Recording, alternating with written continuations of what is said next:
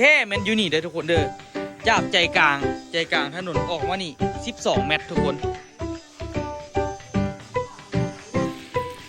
มากินข้าวกันอ้วกคือเก่า ได้อ้วกแถวว่าได้ส่วนนี้อ้วกอู้ได้ใครตอนนี้เฮ็ดทานซัวข้าวกับพ่อจอยนะทุกคนอยากจับบ้านเราลุงโก้จับคนหนึ่งเรียบร้อยแล้วนะทุกคนทานพ่อจอยยังสิมาแอมพาบัตอีกวันหนึ่ง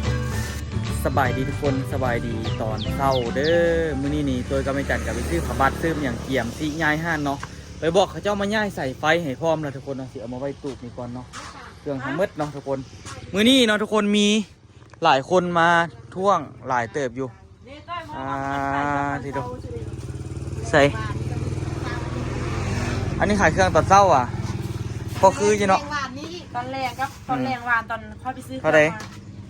ทำมาอยู่ห้ามได้ค่ะ4 5 6 กว่าบาท1,000 บาทล่ะกำไรได้มีจักร้อยกำไรเนี้ยประมาณ30 บาทแต่ว่าอันนี้มันมุ่งกันกับยูนี่พูดกันก็ยี่กลับไปซื้อเครื่องต่อมาเติมเสื้อผ้าอีกนี่ก็มีเหล้าน่ะไปห้ามันก็พวกมีคือกันมื้อนี้นะทุกคนเนาะเฮาว่าสิย้ายห้านเนาะทุกคนเนาะย้ายห้านทั้งมื้อให้เขาเจ้ามาย้ายสายฟืนสายไฟให้เนาะทุกคนมันก็หลายอย่างอยู่ให้ไฟฟ้าเพิ่นมาเฮ็ดให้เนาะแล้วก็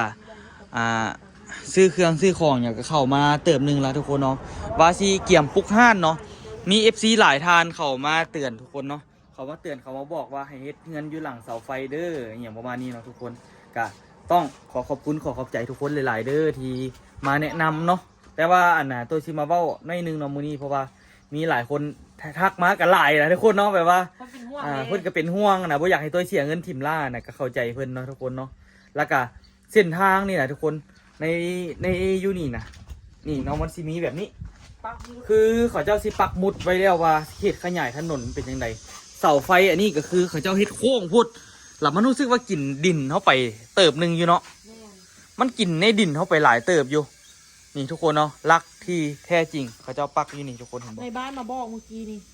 ไม่จันก็เคยบอกแล้วว่าเขาจะฝังรักอยู่นี่นะเมื่อกี้พ่อมีมาบอกในบ้านเราว่าในบ้านมาบอกอันนี้เด้อรักเขตขยายถนนขยายทางมาเพราะนี่เคยบอกเนี่ยนะแต่ข่อยก็บ่เข้าใจให้กันว่าเป็นอย่างเสาไฟคือไปอยู่ในเฮือนเป็นอย่างต้องมาเฮ็ดอยู่ในฮะนะเพราะว่าแต่มันก็บ่มีแต่เฮาล่ะคนอื่นคือกันโอ้เขาไอ้เลี้ยงอย่างคือกันมันก็มีเข้าไปในคือกันมันบ่ได้มีแต่เฮาเนาะแต่ว่าเขตที่ขยายแท้ๆมันอยู่นี่เด้อทุกคนเด้อจากใจกลางถนนออกมานี่12 เมตรทุกคน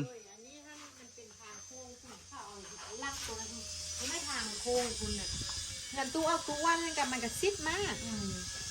แล้วมันเขาเอาซื้อแมนลักมันเป็นทางโค้งทุกคนถนนนี่นะแต่เฮือนเอ้ยลักอันเดอร์มาเป็นโค้งมาแหละแมนเสาลักไฟอัน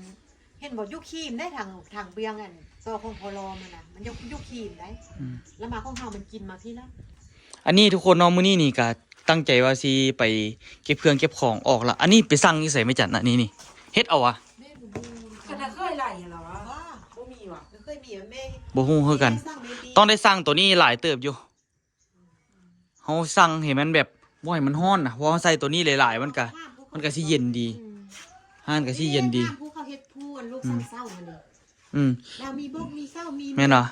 มีแท้ไก่ว่ามีตอนนี้ไก่ว่ามีแท่งที่เดี๋ยวเราเมื่อแม่เราเห็นเฮ็ดหมดหรอผู้นี้เนี่ยก็คือที่ตัวเว้าอะไรทุกคนเนาะลักของมันกับยูนี่ทุกคนเนาะจากนี่ไปหาใจกลางก็พอดี6 เมตรจากใจกลางไปฝั่งนั้นก็อีก6 เมตรนะทุกคนผมมีสิบักป่ะเอาคือบักโอ้โหคิดามีอีกอย่างที่แบบว่าต้องได้บักบอกมันตรงว่าบักอะไรก็เฮ็ดดีแล้วเราก็บักบ่ได้ก็มันแต่ลักตัวนี้นี่มันอยู่นี่แหละทุกคนอีกลักนึงมันอยู่ทางนั้นเดี๋ยวที่บ่แล้วพ่อจอยมาให้พ่อจอยมาบอกเนาะแต่พ่อจอยเห็นยังบ่ทันได้ฝังเถอะไปซอกกินข้าวแล้วบ่แล้วมาเมียนท่านฮะลูกเอาได้มาแทกนี่ไปทันเบิ่งแบบนี้เดี๋ยวมาแทกเบิ่งแต่ว่าคันว่าตกกันใส่คามันต่ำเสาก็ต้องได้เบิ่งก่อนว่าต้องเบิ่งขนาดเบิ่งอย่างดีๆใจแท้ก็อยากให้เสามันพอดีกับลักนี่แหละมันจึงสะดวกแต่ว่าแล้วนี่มันเฮ็ดเสียไปให้ซื้อก็เลือกไปให้ซื้อ ก็ลดลงมาหันก็ได้ เฮ็ดเทิบเพิ่นหยังออกไปอีกก็ได้คือกันก็ลองเบิ่งนะทุกคน เพิ่มลงมา คันว่าต่อ 50จ้า คันสมมุติเฮาต่อเทิบไปหั่นน่ะแม่จันสมมุติเฮาเอาเสาใส่นี่เนาะคันเฮาอยากได้ขนาดที่ซ้ำเก่าหั่นน่ะเฮาก็อันนั้นเอาเฮาก็เกาะออกไปแต่ว่าอันน่ะคันว่ามันไกลหลายก็ต้องได้ใส่เสาคือเก่าเสาน้อยแบบว่าเทิบออกไปทางหน้าหั่นน่ะแต่ว่าเฮาก็เฮ็ดก่อดินบล็อกเข้าไปหาเสานี้อีกก็ได้อีกคือกัน แต่ว่าเฮาสร้างเสาเสาปีเพิ่มเอาสร้างกันน่ะจะได้สร้าง4เสาหั่นแหละล่ะสุดท้ายก็เฮือนก็สิแบบว่าสิเป็นหลังคาแบบนี้คือเก่าแม่จันเข้าใจบ่แต่ว่าสมมุติว่าเขาว่า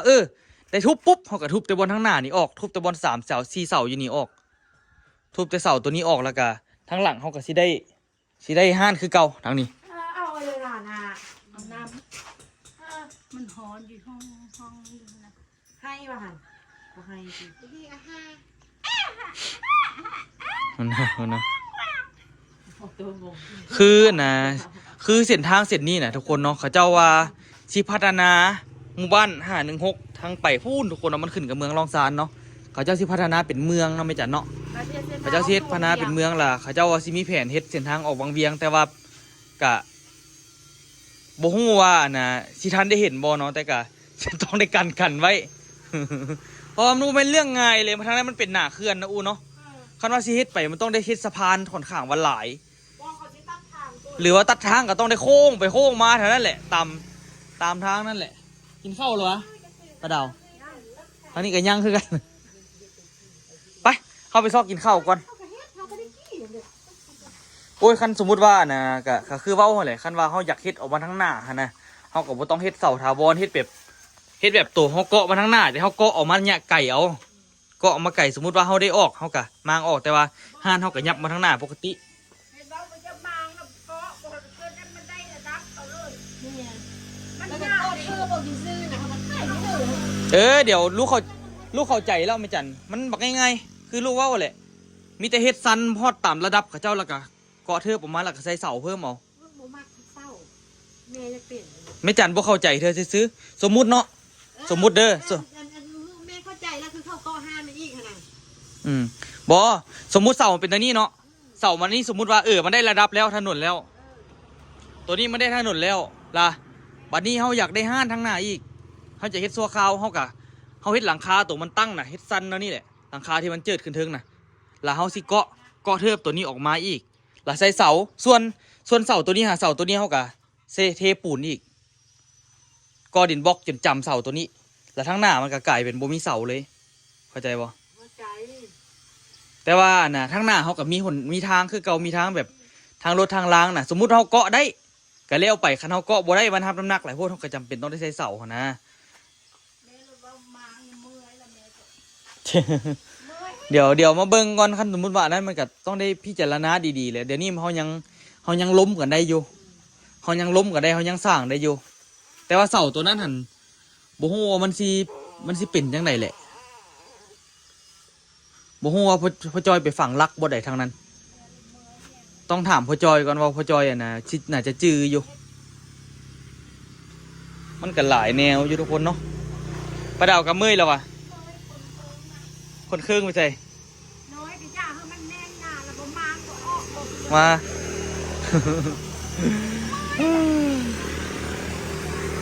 เฮ็ดละเฮ็ดน้อย โอ้ปลาดาวก็ไม่ยังหลายอยู่เนาะปลาดาวเนาะ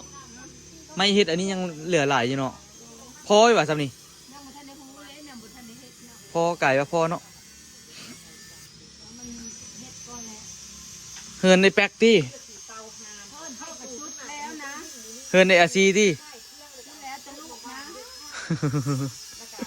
บ่ว่าเพิ่นผู้นั้นผู้นี้รถสิเข้ามา เฮ็ดเฮือนครัวแต่เฮือนครัวเด้มันสิใหญ่กว่าเฮือนแท้อีก เพิ่นจะนอนอยู่พี่ก็นอน มันสิใหญ่กว่าเฮือนแท้อีกอะนะไปกินข้าวกินหยังหู้ล่ะ ส่วนจะไปกินข้าวแล้วกินหยังหู้ สิอ้ว คือสิทอดใส่อั่วเอามันจึงได้กินไว ไปสิแล้ว เดี๋ยวไว้แล้วให้พ่อจอยมาหล่ะให้พ่อจอยมาเบิ่งพ่อจอยไปเข้าเวียกเปล่านี่แหละทุกคนมันมีลักตัวนี้ทุกคนเห็นบ่ลักตัวนี้เขาเจ้าให้มานี่แต่ว่าพ่อจอยยังบ่ได้ฝังเถอะแต่ว่าพ่อจอยคือสิหู้จุดอยู่ นี่แหละนี่แหละนี่แหละ เพราะว่าอยู่นี่เลย มันเสี้ยวมัน มันก็ มันพิลึกโพดไหมจันคันเฮาบ่ต่อนะคันว่าฮอดนี่มันพิลึกอีหลีเลิกโพดเลิกแท้เลิกว่ะเนาะหนอกกับบนเนาะน้ำจะคน โอ้โหเขาใจ ยุ่งอยู่เดี๋ยวต้องได้วางแผนใหม่ก่อน เฮาบ่ปูไว้นี่แล้วคือว่าเลิกเฮาแล้วมันเซอร์แล้วมันก็ที่รถทำมาได้มันก็บ่ได้เลิกแม่น แต่คันเฮาเฮ็ดออกเบิดมันก็ถ้าเบิ่งหั่นแหล้วว่ามันสิเป็นจังได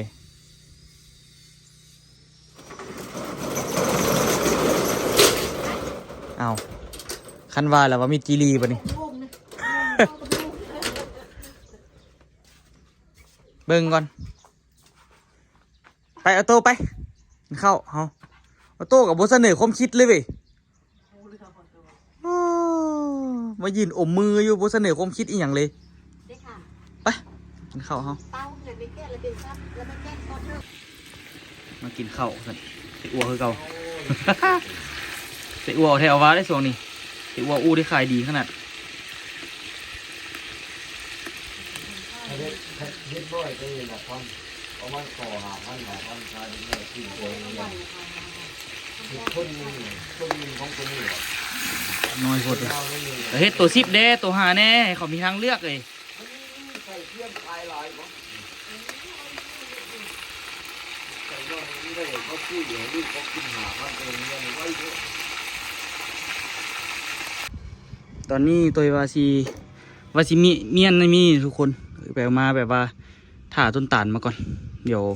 ไปซอยต้นตาลหยอดน้ำกรดอยู่ส่วนก่อนเราจึงมาง่ายเพราะว่าง่ายคนเดียวบุ้ยคนย้อนนั่นย้อนนี่น้ำไปแล้วบ๊ายบายออโต้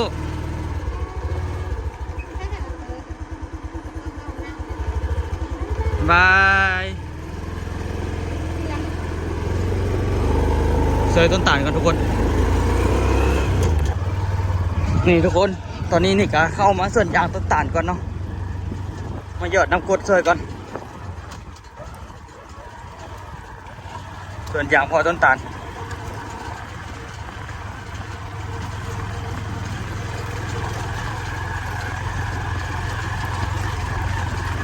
ส่วนหลายก็ไม่ได้รู้จักเลยเขามา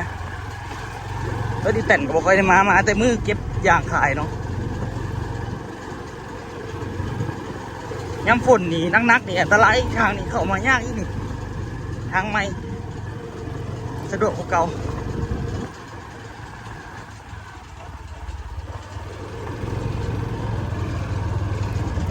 อย่างออกแค่ออกว่าหยดบะเซาวันนี้ทุกคนเลยหยอดจนได้หยอดรัดมันเลยบางต้นก็เซาแล้วแต่ว่าหลายต้นยังบะเซาเถอะก็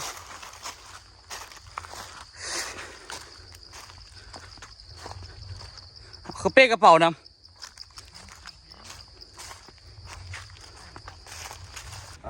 ตอนนี้เฮ็ดทานซัวข้าวกับพ่อจอยนะทุกคนจับจับมัน บ้านละวงโต้ จับมันหนึ่ง บ้านละวงโต้ เดี๋ยวเฮ็ดทานนะเฮ็ดอันนี้น้ำพ่อจอยบนหนึ่งก่อนให้ไหนพ่อจอย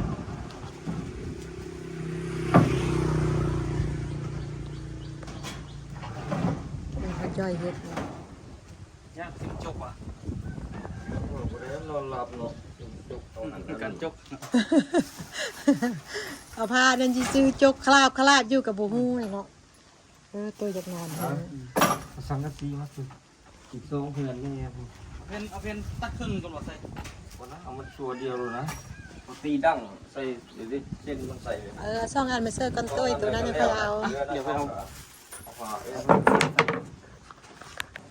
นี่เฮ็ดทานน้ำพ่อจอยนะทุกคนเดี๋ยวไปตีพ่อจอยก่อน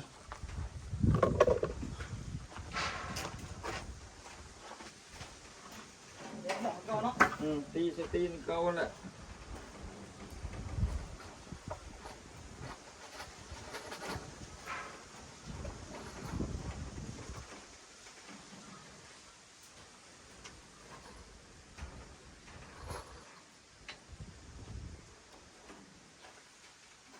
ต้นนี้เหรอพี่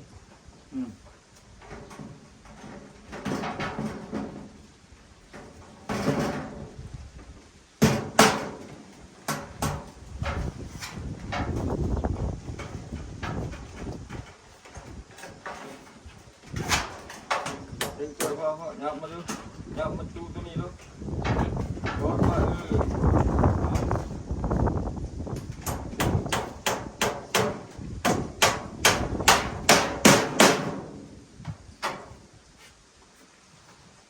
คนมือกัน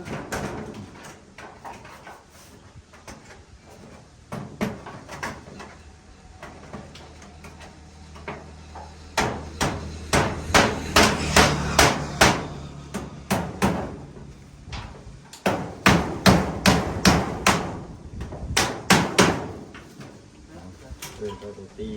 ฟาร์มเฮาส์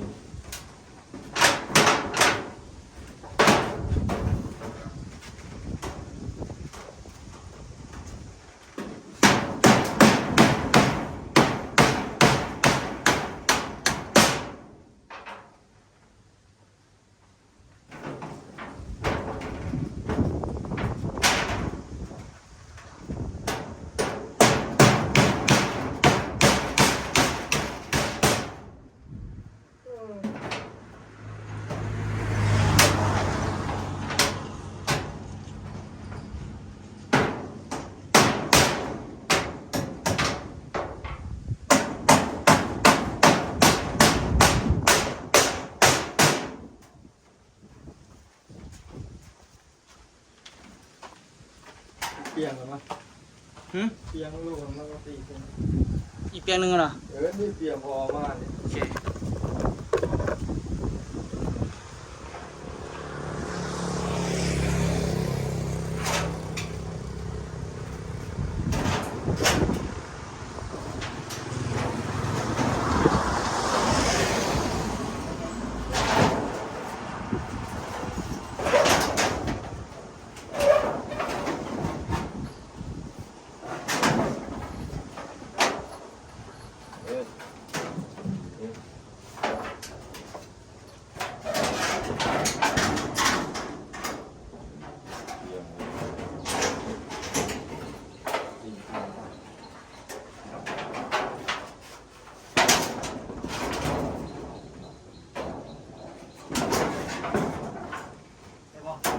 เออ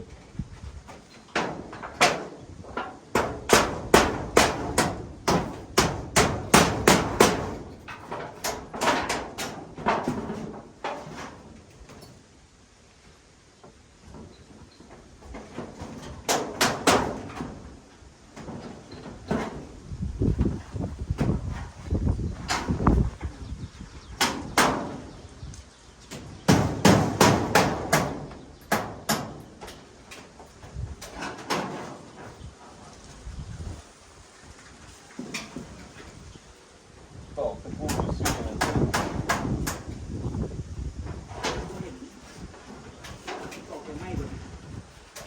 ตอกนี่ตอกข้างนอกอีกไงตอกคนโน่นยังเข้ามือเข้าไปปุ๊บเข้า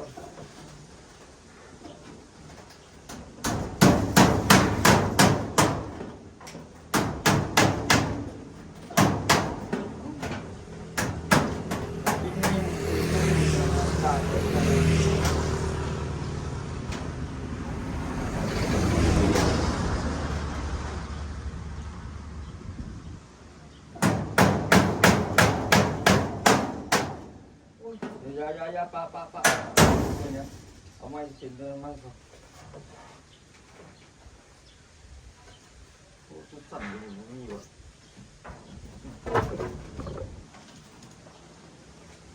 เด็ดตัวหนึ่งนะตัวนี้กลุ่มมันบอก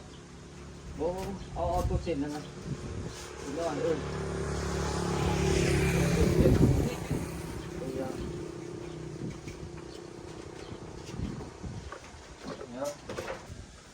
เรียบร้อยแล้วนะทุกคนห่านบ่จอยยังสิมาแอมพาบัตอีกวันหนึ่งเฮ้ย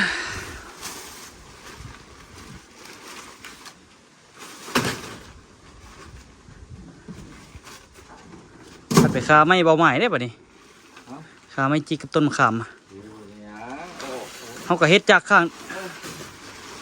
เดี๋ยวไปก่อนไปวะ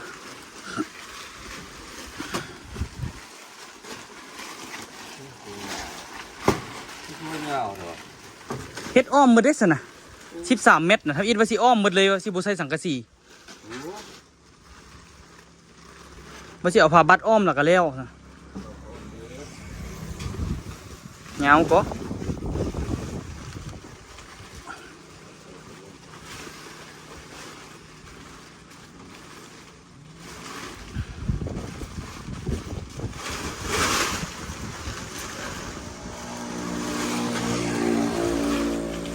ยังไง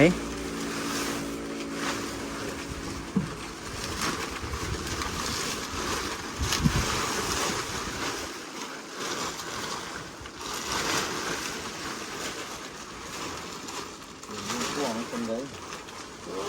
เป็นพ่วงคนเลย2 เมตรหนึ่งเลย ที่แม่นที่บอกแล้วได้สำเร็จทางนึงก็ยาเลยอันนี้ปลาเสี่ยวอ้อมหมดเลยทำอีปลาซิโบติสังกะสีใส่ ไล่ไปมันไล่ออก ทุกคนทำกล้องบันนึงด้วยสิเด้อเคยเป็นไล่เอ็นอันนี้น้ำพอจอยก่อนเอ้าบนนี่แหละฝากคนติดตามเด้อเป็นยังไง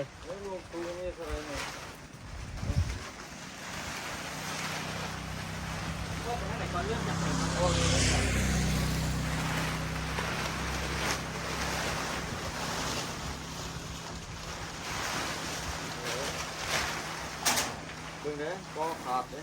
ไป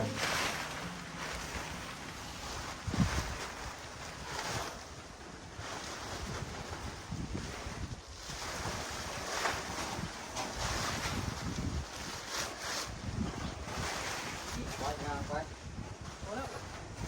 ออกมาคุณเลยอ้อมตูบเลยนะ อะไร อ้อมตูบเลยนะ อ้อมเลย ตัวนี้ตัว เอาปัดเหรอ สองข้างเดี๋ยวเฮ็ดปิดตายเดี๋ยวที่เอาเฮ็ดเปิดได้สองข้าง เอา สองข้าง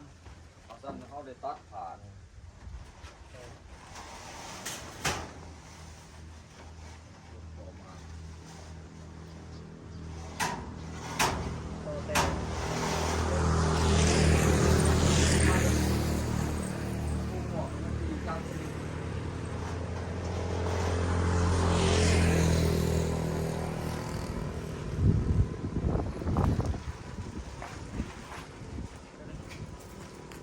ยุ่งเลยเด้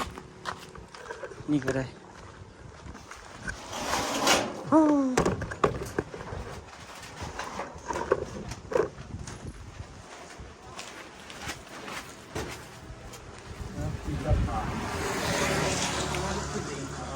จะออกเลย เดี๋ยวมันถึงเบียงมันถึงประเด็นสากเลยอันนี้นะนี่นะ นี่เนาะ เอา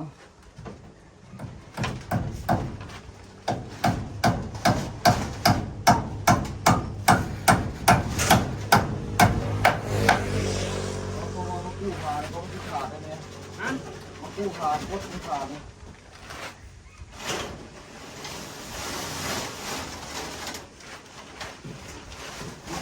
กู้ขาดงานจริงเต็งมั้ยมันเขามันจะมือกัน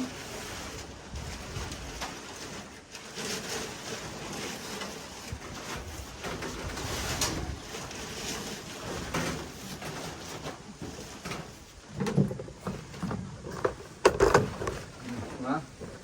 ตีเป็นดูตีข้างนอกเลือกบันไดมึงเอาบันไดมาตั้งข้างนอกตีบ่ ได้เจี๋ยวมันได้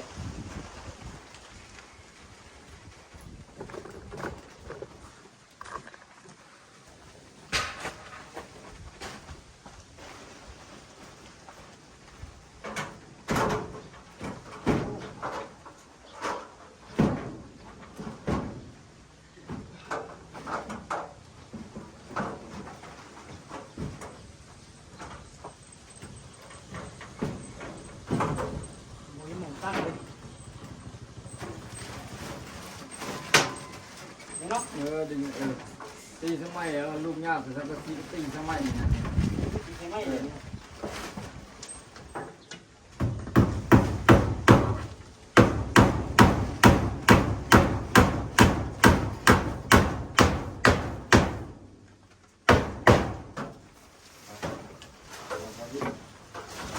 ปล่อยไรวะ เพิ่นทานมอลำเรื่องดูแลเราไปส้มเรื่อง เล่นเบิ้งเลย ดีนะครับนี่แหละครับเอาดีนะครับ เขายังบ่อย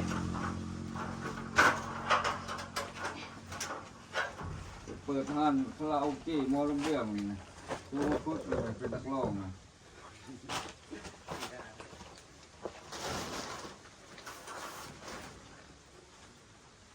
คงกับยานว่ะ หัวเกี้ยวตีแล้วนะแล้วก็มาตี ตี ใช่ เรื่อง ไหม เดียววะ บอกว่าตีซื้อว่าเตากันนะ อันนี้สื่อเดียวอ่ะ เออ เอาเพิ่งวางยานนิดนึงนี่ไปเจอยานนึงมีค่านี่เออ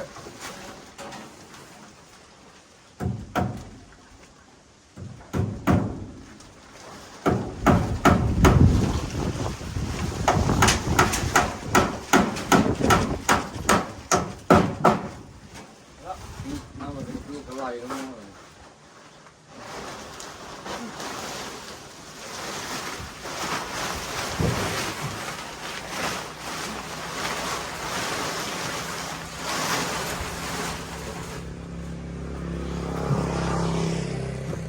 เอาอย่างสวยหานสัวขาว ฝนบุพะที่พ่อจอย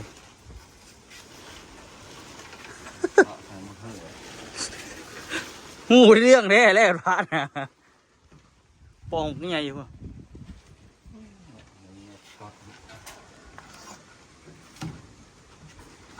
โอ้ยมีดไปอยู่นี่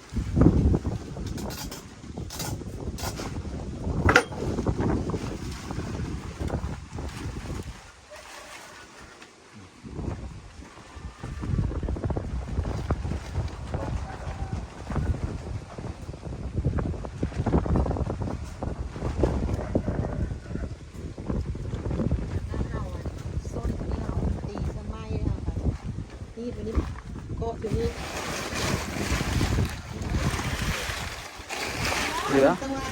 คือพอป่ะคออยู่ดิ 3 เมตร เรื่อง เจ้าว่าก็บ่ได้อินเดตัสเขา พอได้นี่วะ เอาพวกต้นมันให้ดี พวกกินลายนี่เลยกินลายกัน เด้เนี่ยสิพอเอ้ยดิเนี่ยสิพอดีเลยนี่นะพอดีเอาเท่เอาวานี่พอจอยจับผิดเบื้องเมื่อกี้ อ๋อเครื่องแบบเอาไม้มาใส่เนาะทวงน้ำหนักวันเรื่องกินก็ได้กลางคืนนะ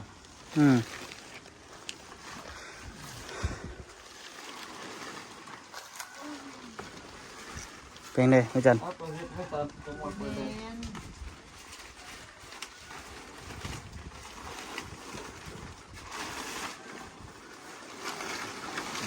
หมัดโป๊ะเนาะ บ่มัดคือเมื่อกี้ดีแล้ว มัดคือเก่าดีแล้ว เพราะว่าเอาเร่งไปหา มัดคือเมื่อกี้แล้วเอาอหย่างมัดกับเหล็กอยู่หันเอาตอกนอเหล็กใส่หันเดี๋ยวเพิ่นก็มัดกับไม้หันเลย พอดี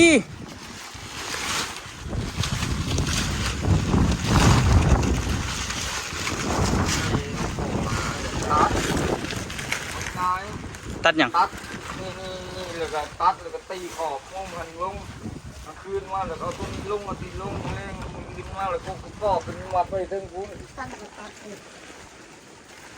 ชีวิตแบบนี้ก็ได้แบบตัวว่าเนี่ยกู้ก็ห่อไอ้บาทเดียว แต่ละมือกับมัดมันเก่าเขาซื้อ เอาคนตีพรกูดูออกกูดูขาเนี่ยขาดพุ่นละ เล็กสแลงตอกเฮ็ดเรียบร้อยแล้วทุกคนเฮ็ดไปแล้วล่ะเพิ่นสิเอาเฮ็ดบอลเสือกมัดที่ถึงอีกนิดนึงเนาะก็มัดไปโคตรแล้วก็เฮ็ดซัวขาวเนาะอันนี้ซ้ำซาเฮ็ดห่านใหม่แล้วแล้วก็จังสิง่ายขึ้นเข้าห่านคืนเนาะอันนี้ก็จึงแงะออกคืนเนาะถ้าเบิ่งตัวจริงทุกคนว่ามันสิเป็นจังไดมาแล้วน่าจะเป็นมื้อนี้แหละค่อยๆทยอยออกเก็บเครื่องเลย อันเข้าไฟฟ้าก็บ่มาบัดนี้เนาะ ก็หลอกไว้ นี่ ก็บอกมาแต่เช้าเลยแต่ก็ดีขึ้นกันเห็นตอนนี้สบายดีอยู่บริกู้ ทำมาเรื่องเขาเปิดนี่ อันนี้มัน ว่า มันก็โพสต์ออก อะไรเขาว่าพ่นไม้นอกก็ตียิบเอาคนซัก เอาออกก็ได้สิเป็นอย่างยากเนี่ยเอาคนตีมางัดออกก็ได้ละเอาคนตีมาเอาตัวเดียวออกพูดเน่นเด้อได้แล้วบอกวันนี้ ไม่มัดไม่เป็นอยู่ อันใด แล้วก็รีบตัวนี้ไปหา ยังมีวิธีที่ดีกว่านี้อีกอยู่โอ้ เอาวิธีในจันทร์ดิ หลายละหลายวิธีเท่าแล้วละเอาทุกคนเนาะเสร็จสมบูรณ์แล้วทุกคน ก็ได้กับว่ายังสร้างเสร็จว่าโยกกันหมด เสร็จสมบูรณ์แล้วเนาะเป็นไงฝากทุกคนติดตามตอนต่อไปทุกคนแล้วเจอกันคลิปหน้าเนาะเฮ็ดห่านสัวขาวเชแลนไฟแลนอย่างเอาตู้เย็นตู้แช่มาไว้หนีมเบิด เพียงชื่อว่าอยู่ใช้หลักไฟสายไฟมันจังสีถึงตัวนี้ ต้องได้ต่อมาจะบอกสายไฟฟ้าเขาเจ้าน่าจะมีสายมาอยู่ โอ้ยอะไรพวกอะไรเอาเงินเจ้าเลยเนาะ มันก็แน่นอนอยู่แล้วเขาบ่ให้ฟรีแล้วเนาะ ห้านบื้อไฟฟ้ามันก็เตาอยู่ห้านนั่นแหละ แล้วเจอกันคลิปหน้าทุกคน